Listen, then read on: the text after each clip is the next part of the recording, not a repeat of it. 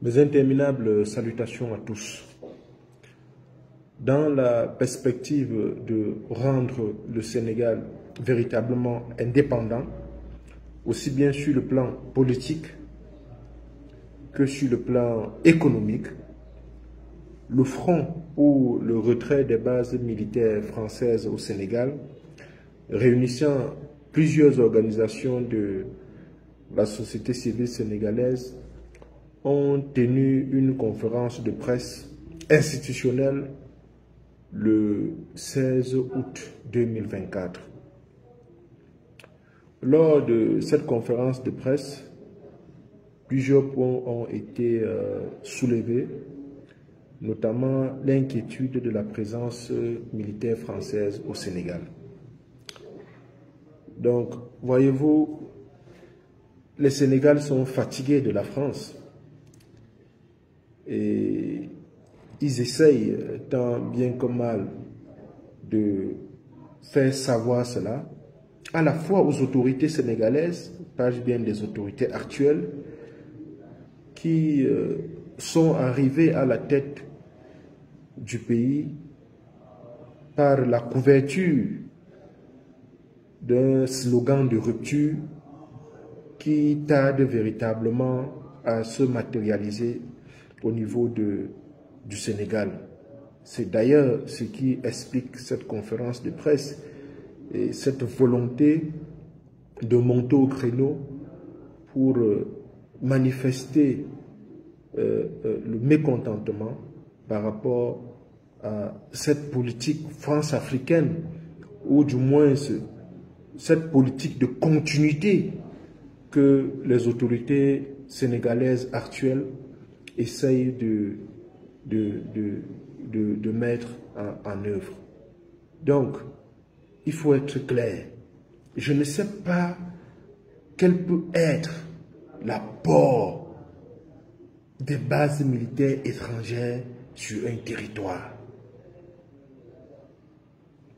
Je ne sais véritablement pas quel peut être l'apport des bases militaires étrangères, de surcroît des bases militaires des puissances colonisatrices.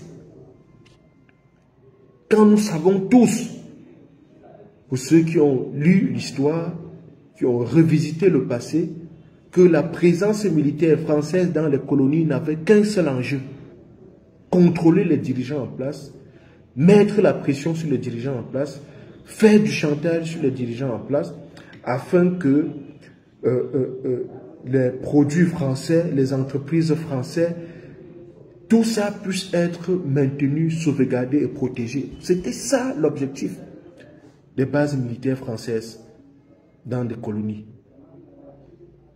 Contrôler les dirigeants en place, faire entrer les produits français dans le territoire, protéger les entreprises et empêcher que d'autres puissances ne puissent venir s'installer dans le pays. Nous sommes aujourd'hui en 2024 et cette politique-là continue dans un pays qu'on appelle le Sénégal, avec la présence des leaders comme Ousmane Sonko et Bassirou Diomaye Faye, qui sont arrivés à la tête de ce pays sous le slogan de la rupture.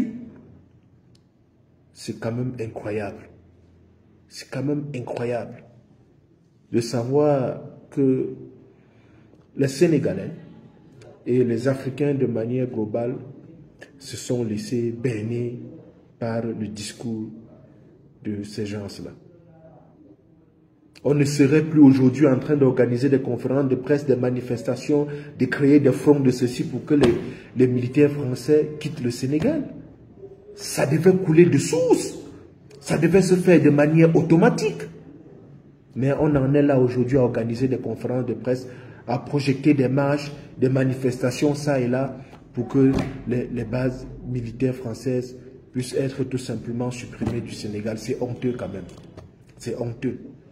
C'est dire tout simplement que, à l'allure où vont les choses,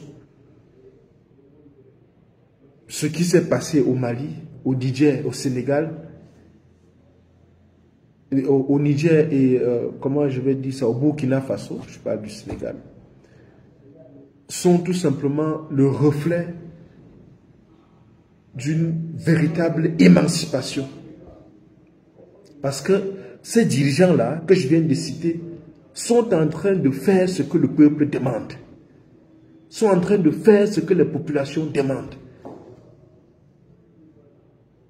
Et quand je pense qu'au Sénégal, on nous a rabâché les oreilles avec cette histoire de démocratie, je me dis tout simplement que nous sommes sur le mauvais chemin avec cette histoire. Il faudrait vraiment que ce genre de dirigeants que nous avons au Mali, au Burkina et au Niger puissent prendre le pouvoir dans plein de pays africains pour qu'on puisse véritablement libérer l'Afrique de ce joug de l'impérialisme. Faites passer le message.